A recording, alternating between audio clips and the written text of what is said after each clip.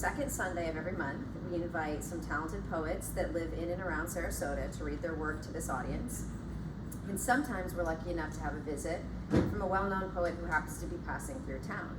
But we don't need that today because we have two of our favorite local poets here with us. And I'm going to introduce each of them now at the top, and then after they've each finished reading, then they'll join each other up front and we'll ask some questions. So our second poet, who I'll introduce first, recently retired from 23 years of teaching creative writing at Booker Middle School. She came to teaching later in life, and it was in her classroom, known as the Dragonfly Cafe, that poetry found her. She wrote with her students, learned with her students, and celebrated poetry with her students. Her poetry and prose have been published in Postcards and Pearls, Life Lessons from Solo Moments in New York, the Pepper Tree Press, Teachers and Writers, and Florida English Journal. Her numerous awards include the Van Wezel Appleton Outstanding Teacher, the Penguin Random House Maya Angelou Poetry Teacher Award, the University of South Florida College of Education Lifetime Achievement Award, the National Endowment for the Humanities Summer Fellow, and many others.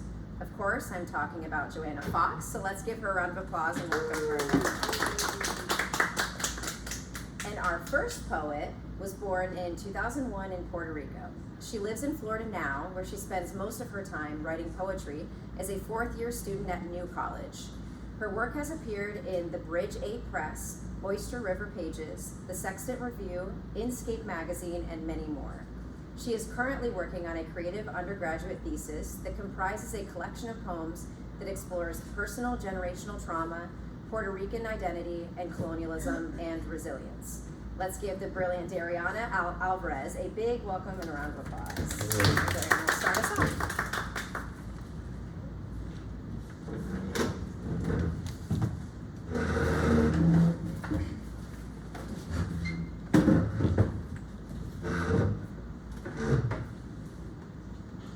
Good afternoon. My name is Dariana Alvarez. I'd like to first thank Ms. Georgia Court and Bookstore1 for giving me this opportunity to come back and read. I have read last year at PoetryMic, and I'm super excited to have this opportunity again.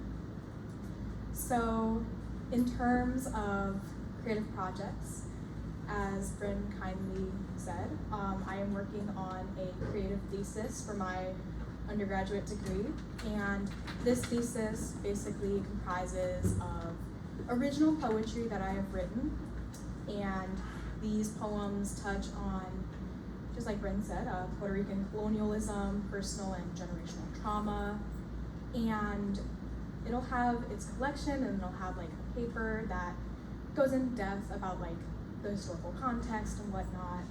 And so today I decided I wanted to bring some of those poems here and read them for you guys. And so I'm really not great at introductions, but I thankfully have to do an introduction for my thesis, and so I decided that the introduction that I wrote down probably is a really great way to open up these poems. So I'm gonna go ahead and read a brief excerpt from it. And also last year, I also attended the Poetry Festival last year and did a workshop with Dr. Patricia Java Wesley, and I learned a lot from that. And it's mentioned here in the introduction, so just so no one's confused, it's there. So, right. When I took Dr. Patricia Java Wesley's poetry workshop in March 2023, Dr. Wesley told me that poetry isn't about truth or information. We are informed by truth. We write because something is burning within us, and poetry, like fire, burns things to ashes. Before, I had never seen myself as a destroyer or as a fire. I was, and still am, a shy Puerto Rican girl who grew up in Florida and somehow made it despite statistics saying that it was unlikely I'd go to college, much less finish high school. Unlike Dr. Wesley, I wasn't a survivor of war. I could never know or truly understand what it's like to walk amongst corpses and somehow come out of the whole thing okay and write poetry that moved people. However, I had my own stories. During the workshop, I shared the first draft of this collection's titular poem, My Parents as Adam and Eve, and felt taken aback when I turned towards Dr. Wesley and she had wiped a tear from her eye. I started to realize what Dr. Wesley meant by saying that poetry burned things to ashes. Fires destroy, but they also allow new things to grow in place of the old. Puerto Rico has a long history of colonialization, from the slaughtering of the indigenous Taínos that first inhabited the island by Christopher Columbus and the Spanish, to becoming a prize for the United States after the Spanish-American War in 1898, and to the present day in which the idea of statehood is constantly pushed onto the island. We faced natural disasters like Hurricane Maria and fought back corrupt politicians like Ricardo Rossello, and yet we are often both exploited and celebrated. We were often silenced when we spoke up against the colonial forces against us. I realized that being Puerto Rican meant that there was no room for me in the system and that we weren't meant to pick ourselves back up again and push back harder. Poetry is the fire meant to burn this colonial narrative down so that in its place, my presence is felt. For me, this is what I want my collection to accomplish. So I think really there's no other words to introduce any of these other poems, but now I will go ahead and actually read that titular poem. So with this poem, it is called My Parents as Adam and Eve. 1. In the beginning, God created two Boricuas, one male, one female. Sand escapes his palms as he breathes a violent wind into the couple's lungs. Papa's breath had nothing but traces of alcohol, eyes red with veins, and his fist hitting Mama's body, baby girl in the womb. God saw what he had made. He said it was good enough. 2. Papa yells at Mama in the kitchen. He holds up a knife in his hand. This was our flag. We pledge our allegiance to violence and unrest. Papa sees me and puts his knife down. Si no te hubiera visto, he tells me over the phone while I'm in my dorm. Lo hubiera hecho. 3. It wasn't until my 3rd year of college that I understood why we had left our island. Boricuas invaded by the US Navy, and Vieques with its beaches, a bomb range for the American colonizers.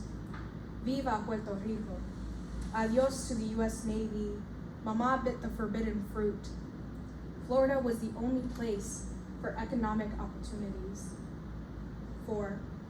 I tell my boyfriend that I have anxiety about drunk drivers and the possibility of being in a car accident. I've never been in an accident, but I used to ride in the backseat when my dad would drive drunk. Papa with his stereo up, and the bass booms in the car while I cover my ears. Para, la gente pensará que estoy haciendo daño. My sister laughs at me and tells me that my dad is the only person she trusts to drive around drunk. 5. In therapy, my therapist tells me that I'm a classic case of a people pleaser. Check all the boxes of childhood trauma: unsafe environment, angry father, a mother, my God. She turns a blind eye. I tell my therapist that I'm finished. No more giving in to demands or dwelling on past pains. 6. I call my mother. Cold, I love you, stoic, how is college, and avoiding the topic of religion. My sister interrupts us. Mama, look at this house. I hang up the phone and cry. It's not fair. It's not fair. 7. I imagine myself as God. I hold complete creative control. The only loud noises I hear are from salsa and my family laughing and speaking in Spanish. Spanish gave me security once. Papa prays and begs for forgiveness. Mama isn't so distant. As God, I'm the only drunken one. I drink strawberry margaritas until I throw up all the trauma, and everything I have created is good, so I rest.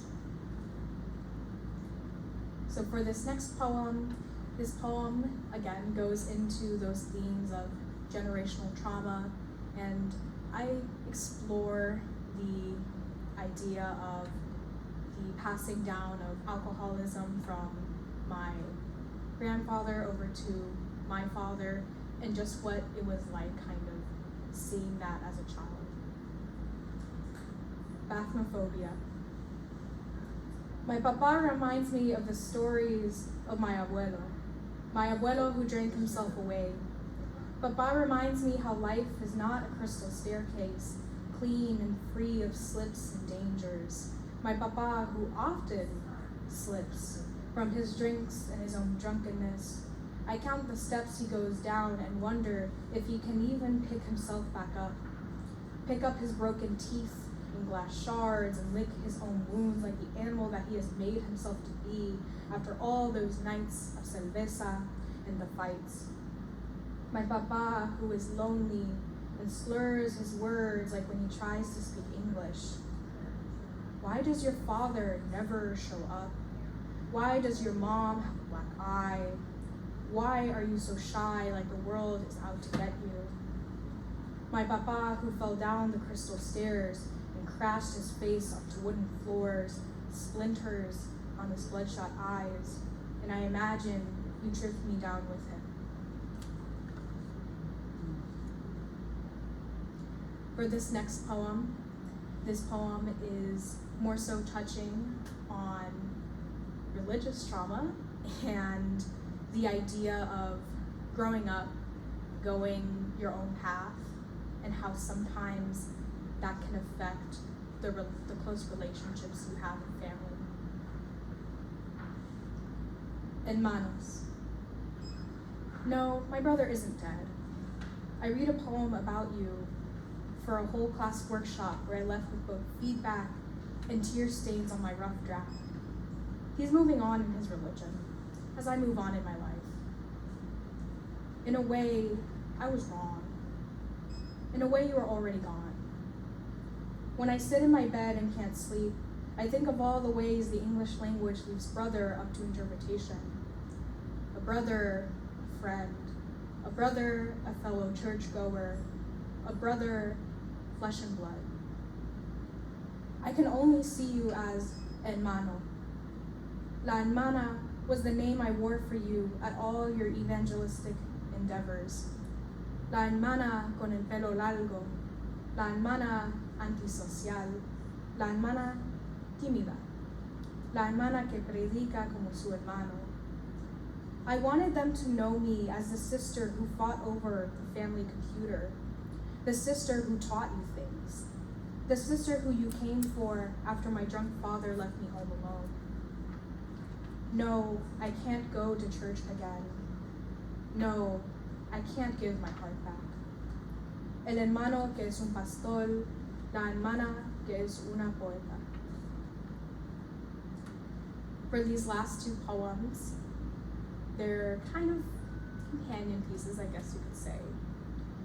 For these last two, I explore more deeply the history of Puerto Rican colonization, and I follow a character who is just known as the Taína.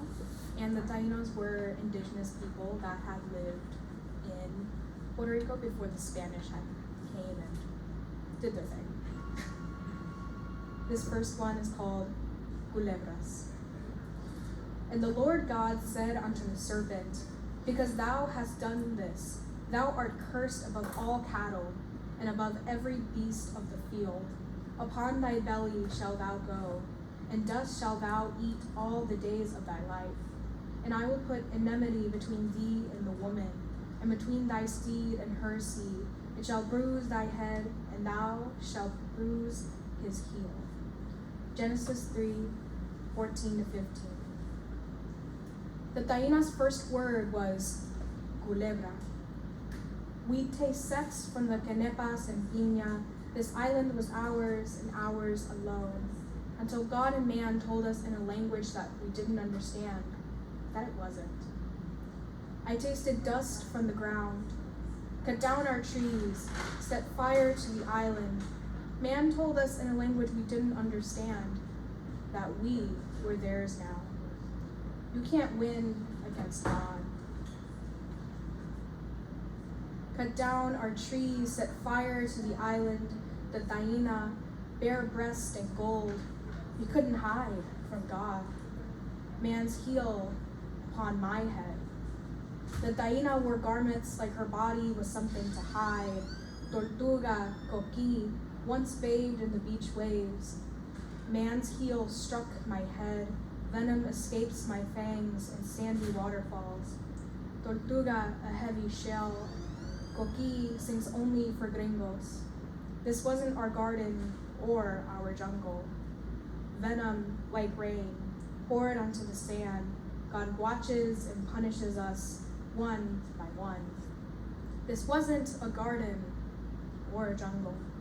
This is where culebras go to die. God laughs one by one at our deaths. The Taina was thrown into bed, carrying man's seed. This is where culebras turn to ash. The Taina's last word was death. This was our apocalypse. This island was theirs and theirs alone. For this final poem, again we follow our character, the Taina. And this one is called Apocalypse. The Taina smells the flowers and grows them with her breath of piña and drunken happiness. The flowers sing hymns for the sun as the coqui teaches them music. Taina with her tan skin and naughty hair. Descansamos bajo el sol, she whispers. The Spanish anchor their ships and find her resting in the sand. Manatí, tiburon, and mantarraya scatter. Bubbles upon bubbles float to the surface, and everyone and everything is drowning, drowning, drowning. This is Jesus underwater. Save our souls from sins, plant seeds in Taina's body so that she can grow gardens of great saints. And she refuses, cut off her limbs till she finds gold, houses instead of huts, roads instead of paths, and buildings where trees once were. They use cement and Taino blood. The Taina walks through the graveyard, excuses herself to the tree, and writes poems on the bark. Thank you.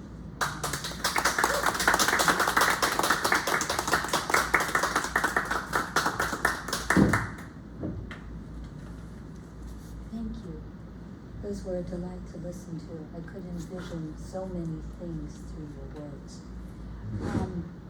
Thank you for the opportunity to share with you today. As a recently retired teacher, I miss my students desperately. I miss the relationships that we were able to form. And words in and of themselves are the best way to form a relationship. And so it's my great good delight to share my words with you today, because I haven't had that opportunity in a while. So thank you for joining us.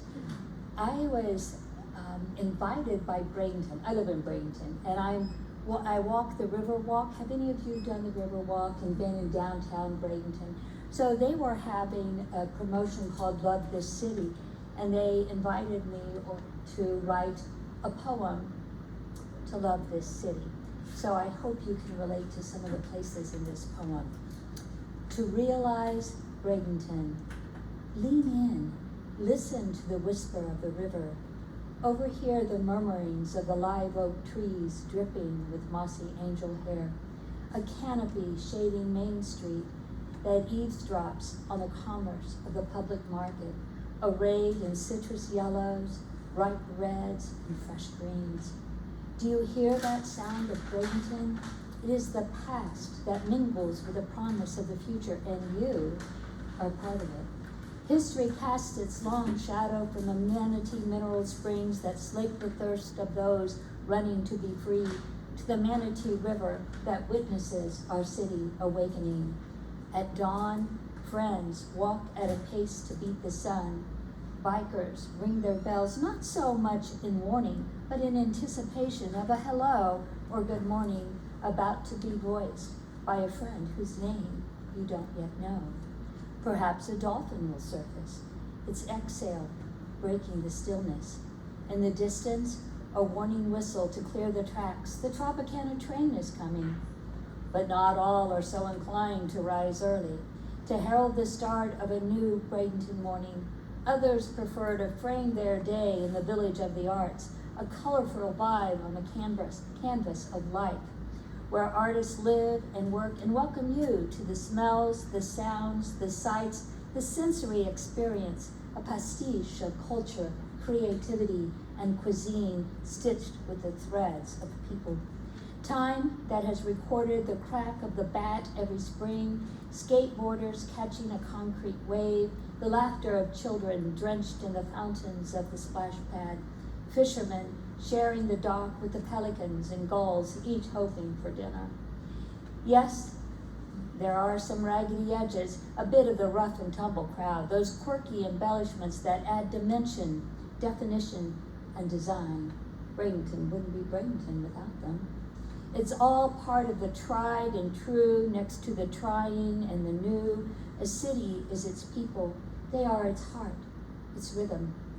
Yes, time stands still for no one, but we can slow down enough to capture every stroke of the sunset spilling over the western sky, manifesting the mosaic that is Bradenton, where friendly, easy living welcomes all, where even if it's not your hometown, it's the place you can call home.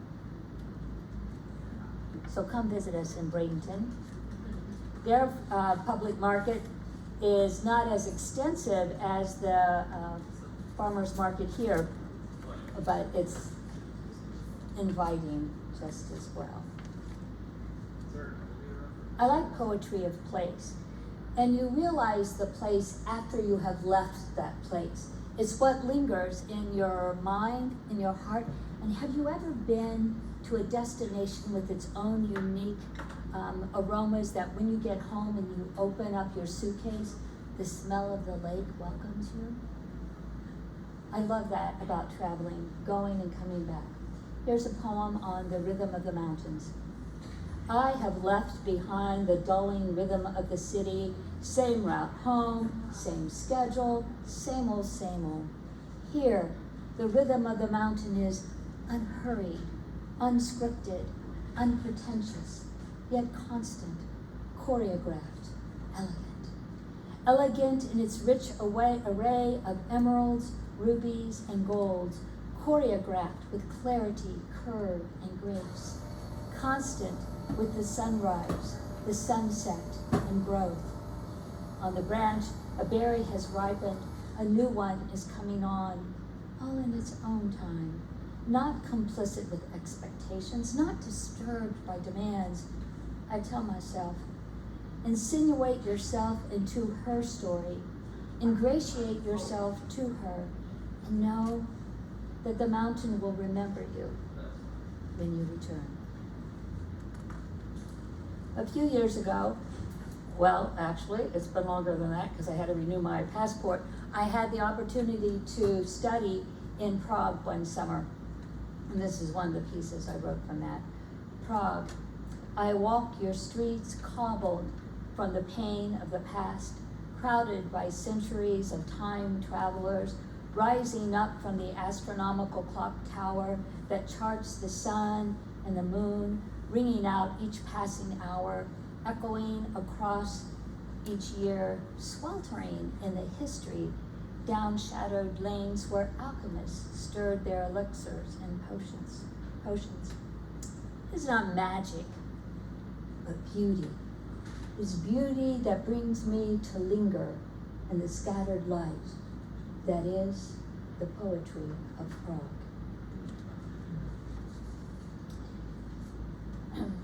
There's a great program called Rails to Trails, where a lot of towns are turning unused railroad tracks to trails through beautiful parts of the area that people may not know. So when I was in Mount Morris this summer in New York, I would get up early and walk the rails to trails. One morning I saw 8 deer. Although in retrospect, it could have been a couple of the same deer numerous times, I don't know. Anyway, the interloper. Here, in the greenness of the woods, I am that which is not the woods. I am not the walnut trees, or the honey locusts, or the sugar maples. I am not the burbling stream, not the squawking blue jay, or the chiding squirrel. I am not the mosquitoes congregating at my ankles as if to urge me to leave. I am not the boulder caught on the side of the hill in its descent from the top. I am not the doe grazing on the grass whose brown eyes lock with my brown eyes for a moment. Yes, there are many things that I am not, but one thing that I am here in the woods. I am aware of all that I am. So, my 99-year-old aunt passed away this year. She had lived in the house of her childhood for 94 years. And we had spent, all of us, kids and cousins, had spent much time in the house. And upon her passing, we were invited to all come back and choose the things we wanted from the house. And so we spent a long time sharing memories, laughing. There was not a thing to cry about, which is great. And stories, some stories were completely new to me. Some of my stories were completely new to them. But we shared them there in this beautiful house, big old brick Victorian that we had all loved. So this is one of these stories from there. Stay out of the back parlor. Those words still echo, though I barely remember my grandma's face. Her voice is still clear, warm like her bread, fresh from the oven. The aroma enveloped the whole house, but hung heaviest in the back parlor where I was forbidden to go alone. There was mystery in that room. The heavy drapes closed off the sun's light, dimming the afternoon. The portrait of some long-forgotten saint hung high on the wall, looking down sternly, disapprovingly, never blinking. The radiators hissed in winter, warning me to keep a distance and burning me when I got too close. But how I wanted to go in that room alone. Not just because I wasn't supposed to, but for the coolness it offered in summer and the chilled warmth in the winter. Those drapes, those heavy drapes, hid the sun and the skies and the secret no one knows.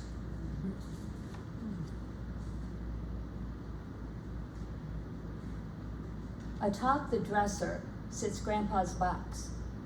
He takes it down from time to time. I sit beside him in the big green chair, and slowly he lifts the lid. The strains of the Black Forest Waltz faintly resonate through the room. Your grandma's favorite song. She played it every day. He rubs a smooth black stone. She picked this up on our first date near the bandstand in the park. Gently, he unfolds a letter, the ink long since faded, and it doesn't matter, for I remember every word he said. Hurry home, my darling. We have a surprise for you. It was the we that gave it away. A white lace-edged handkerchief. He urges me to take a sniff, breathe it in. Red roses, like the ones that vine on the veranda. With each item he picks up, Grandpa wanders further away from me and closer to Grandma. The song plays out. Grandpa closes the lid. Hand in hand, we walk to the rose arbor. He picks a bloom for me, my treasure.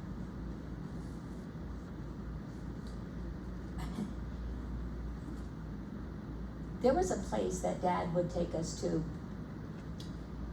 and I really thought he was the only one who knew about it. But when I was working on this piece recently, I went to Google, because Google knows everything. And there was a picture of this place. The little girl with brown hair putting her hands behind the waterfall. At first, I really did think it was me, because it sort of looked like me. I mean, you couldn't see the face, it was only the hair.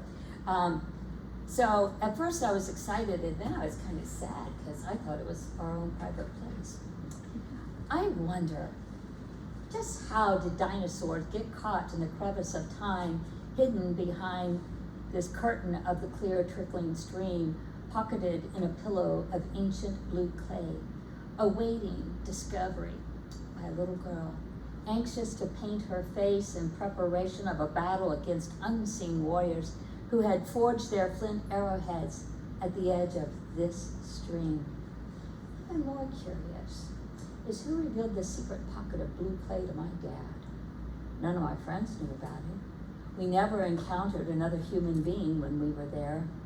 We drove down narrow dirt roads, crossed an old iron bridge, parked by the tall sycamore tree, slid down the embankment into the stream, and into our private realm, where only Dad and his kids reigned.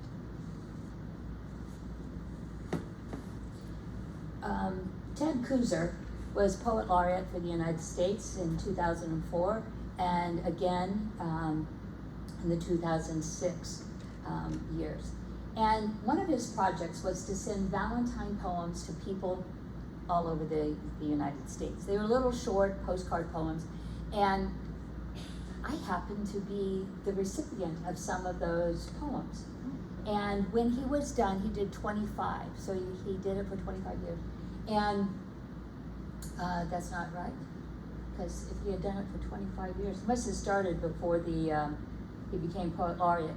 Anyway, I was invited, along with lots of other people, to send poems in his style to be put in a collection for him. So these are some of the poems I submitted. He wrote really short poems, and then you would linger on that last line. High hopes. I climbed every boulder in the park just so I could stand higher than anyone else, hoping that you would see me and recognize that poetry isn't always on the page. Right now, I have never been one who waits patiently for time to mellow wine, for autumn to cause the leaves to blush, for spring to emerge cloaked in a vernal glory, or for love to percolate. Intersection. They stand like sentinels and blink green, blink yellow, blink red, silent commands issued one after the other, and every time it flashes red, a pulsing heart, I stop and think of you, oblivious to right turn on red. Sunflower. From a distance, your smile, nonchalant, non-directed, inconsequential, you thought, planted in me a seed that tunneled its way through the darkness to escape the bondage of soil and blossom in the sunshine of your smile.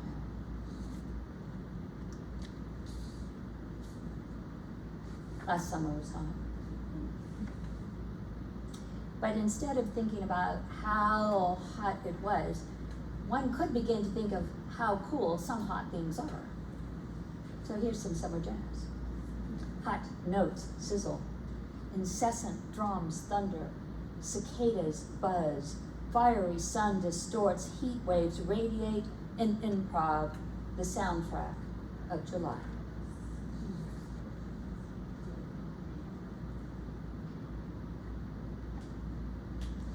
When my daughter was 3, we were out under our royal poinciana tree telling stories. She looked up and said, you know, those leaves look like green lace on a blue table, which I thought was probably suggesting that someday she too might be a poet. And we had drunk lemonade out of a mason jar, and when she screwed the lid on, she said, this is our day. We captured that summer day in a jar, screwed the lid on tight and put it on display. It sat on the shelf until it was pushed away and shoved out of sight, collecting dust, replaced by trophies and pictures and frames, and relegated to a dark corner. Years later, in a desperate search turned up moth carcasses, dust bunnies, and a summer day, long forgotten and still sealed tight. And I'll give you just another, along with the idea of dust.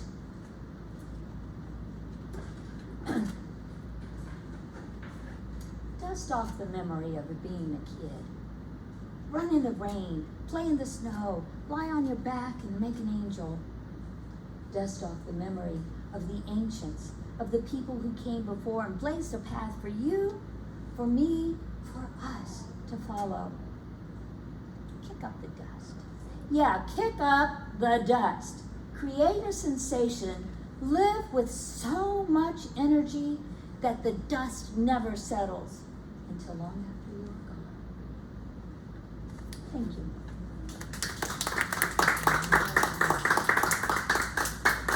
And we have time for some questions. If you guys want to sit in up there, so we can get some questions.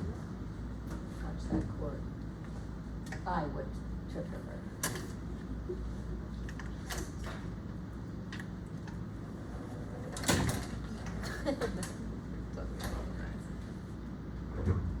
Okay, so anybody have any questions? I've got some. Yeah, you should. Yeah.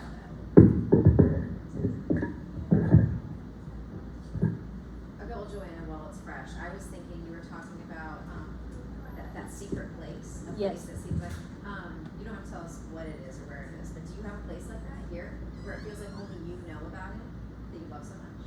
You know, now that I'm retired, I need to find it. You know, there are many places along the shoreline, but it needs to be an unexpected place. Bryn, do you have a place like that? I think that sometimes I won't say the name of the park, but yeah, there is a park that I never see anyone else. Don't you love that? Yeah, it does feel like just your own little spot. Yeah. Good. What about the rest of you? Or any of you thinking Piner? I have a place, I'm from Massachusetts originally, and I used to live up in this tiny little town called Goshen, and just about a quarter mile from me, there was a beautiful lake, and cascading into the lake was this little stream, but if you went far enough up the stream, there was a tiny waterfall, you really had to hike to go up, and I used to try to visit that every time I went home, and sometimes I forget exactly how long the hike was, or exactly where to park my car. Time Every distorts time I found reality. it- Every time I found it, I thought, this is my place. Yeah, that's my Very place. nice, very nice. Does anybody else have one of those places? Yes. It's traveled often, but it's magical. Have you ever been to Marietta's Museum of Whimsy? Oh, yes. That place kind of conjures the same feelings of kind of joy, like you were putting Yeah. in with the. Not that it's not. There are a lot of people there, but not everybody that I speak to. I say, "Do you ever go there?" And they're like, "No, I don't." It's never open. I know. Your hours are. There's 2 days. Yeah. But yeah. I have a question for Dariana. You talk about sort of blazing your own trail, and I'm wondering, and if you're comfortable sharing, what your family thinks of you writing poetry, being a poet, if they've read your poems and their responses. Yeah, so it's a little bit of a complicated answer, as families are complicated, but I'm sure that my family is very proud of me, and they have read some poems, and they do enjoy the fact that I write poetry, and I think they understand that poetry for me is definitely like an outlet for healing. Now, some poems I don't share, and you know, maybe deep down they don't want to know about those. So honestly, it's like, yeah, some poetry I openly share with them, and you know, they definitely have a good attitude towards it, but poetry that I know like might not be taken that well, I just keep to myself or share them here and just not tell anybody that I'm doing this. So And I'm also wondering, between the both of you, what was your introduction to poetry, really? You know, like what lit the flame? yeah, so for me, it was, I had a 4th grade teacher, and back then, I thought writing was just like fiction. So I would write short stories, and then he was like, oh yeah, but poetry though is kind of like writing a song. And I was like, okay, I'm gonna write about Jesus. And I don't know, that poem's really bad.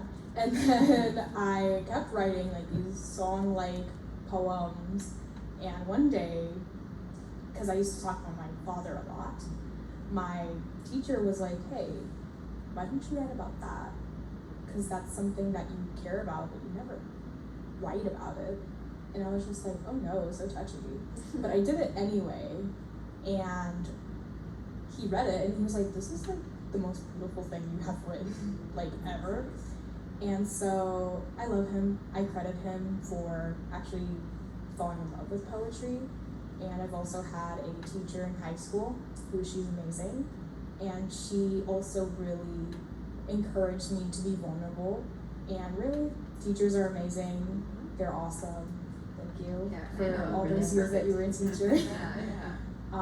They're amazing. They really do, they're there for you, and they really inspire you. So they were my root. Yeah, perfect I like segue. it. Of course, I knew poetry from my own schooling, but I never sat down purposely to write. I acknowledged its existence, but it wasn't until I was teaching at Booker Middle, and I figured the best way to know how to evaluate my students' work was really to do the same thing. Whatever I gave them to do, I would do. Maybe not to the degree I expected them to do. But every morning, I read them a poem.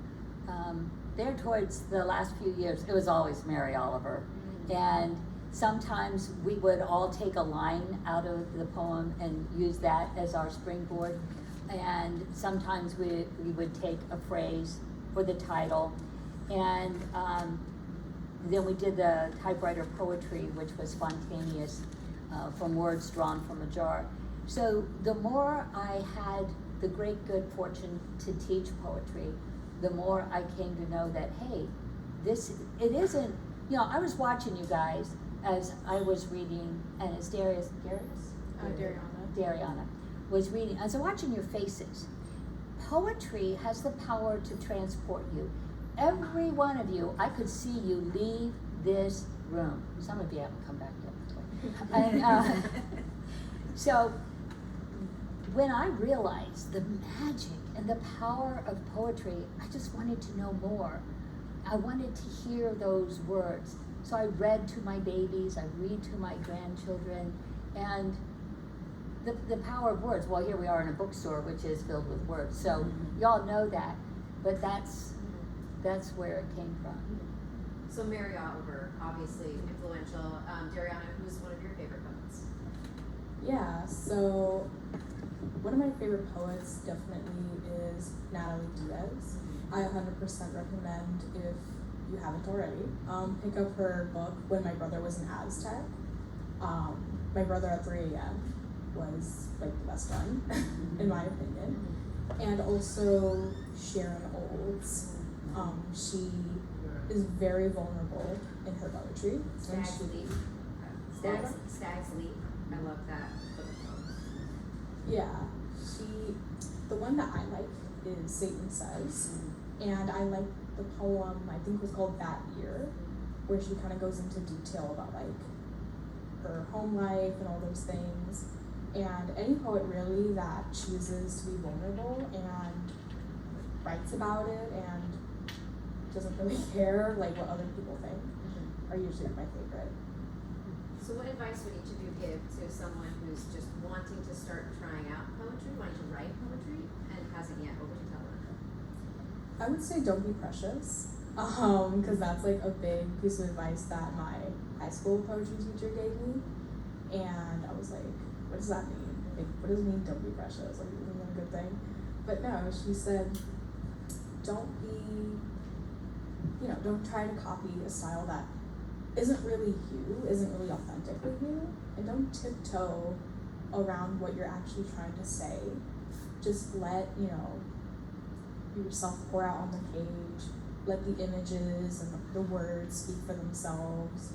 So if you want to try it out, just go for it. Like, be vulnerable and write about what you want to write about. I love that. Don't tiptoe around that. One should be bold when you write. Really addressing you through your subject matter. I say read poetry every day. And there's all kinds of things online, a poem a day. Billy Collins, who's been here numerous times, he has Poetry 180, which is a poem a day for every day, every school day. And there's American Poets Society. All of those will send you a poem a day. And though when you begin it, you might think, oh, this poem is not for me, keep going, because there's something in every single poem. It will spark. Sometimes it's just a little bit of a spark, but there's something in every poem for everybody. And let it be.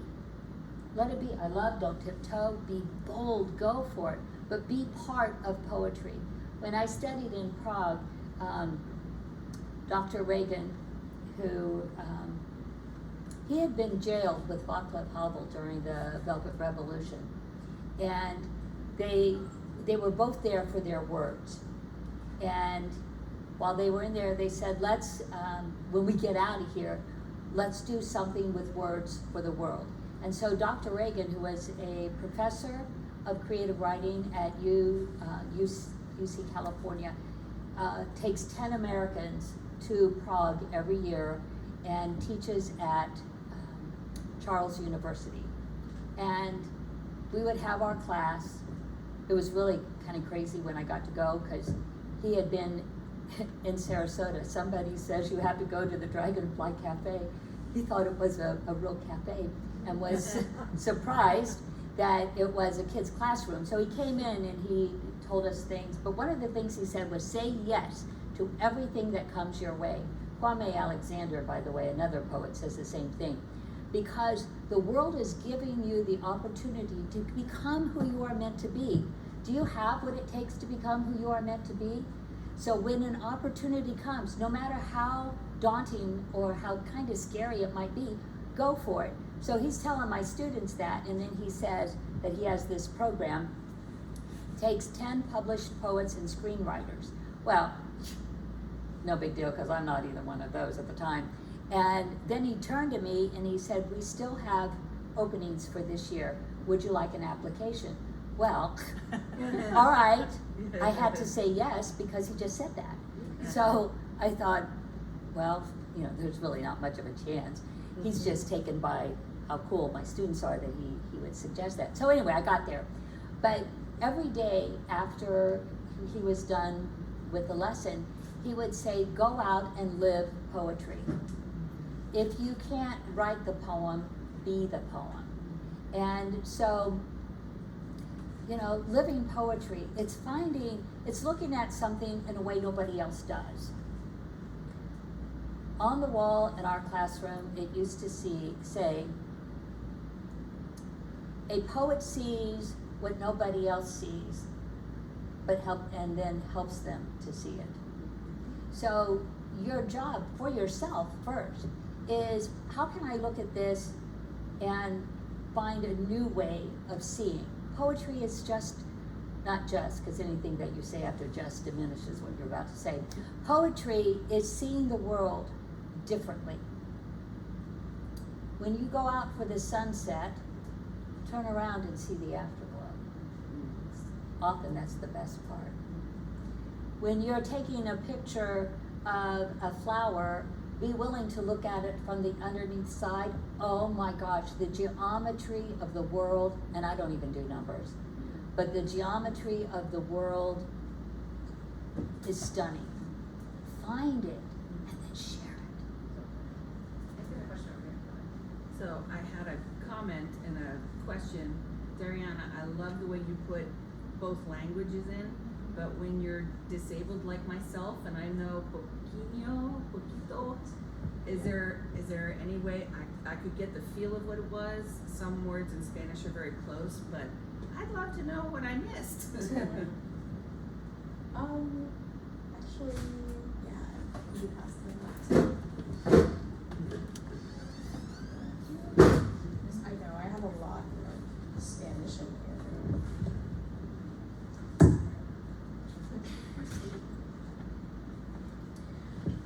So I know when I was reading Apocalypse, we had the Taina characters say, descansamos bajo el sol. That's just saying like, let's rest under the sun.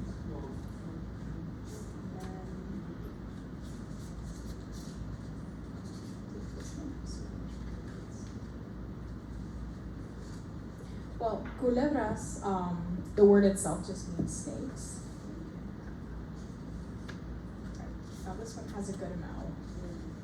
And yeah, looking back, these ones you don't want to miss. Can I have that for you? Yeah, go ahead. I have very small hands, so sometimes it's hard to hold things. Yeah, so right here, when I was reading my poem, Hermanos is just like saying siblings. But in this case, I'm talking about my brother. And so, yeah, so I say, hermano means brother, hermana means sister. And so then I have this whole collection, I guess you could say, of like saying la hermana, like that repetition. So the sister with the long hair, the sister who's antisocial, the sister who is timid, the sister who preaches just like her brother, and then we jump over and we say, oh, the brother who is a pastor, the sister who is a poet. Yeah. And then I think the only other one where Spanish was used a lot was in the first one, where I was talking to my father. I always, when I write my father's dialogue, it's always in Spanish, because he doesn't know any English, and that's like the only way we communicate. But for my father, he's a lot. He basically, when I talked about the knife, my father said, oh, if I didn't see you, I would have done it. Scary. And then,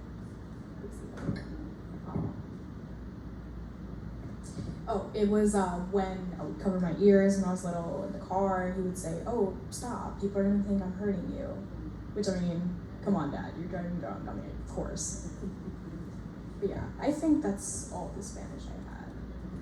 Yeah, I think that's really effective too, when it's your father being the one who's speaking in Spanish too, a language that some of us might not be able to understand. He's also so set apart from the other characters.